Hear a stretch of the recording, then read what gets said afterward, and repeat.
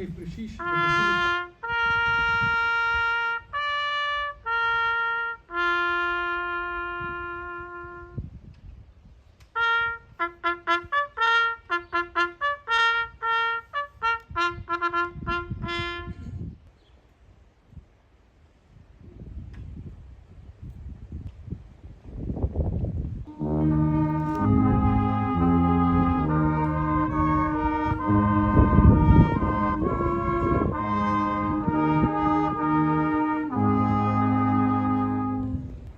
Maria Johanna Bogaert. Emma F.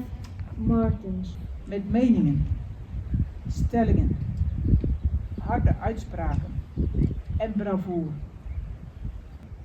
En die stilte van zojuist, die staat in schril contrast tegenover de herfst van 1944.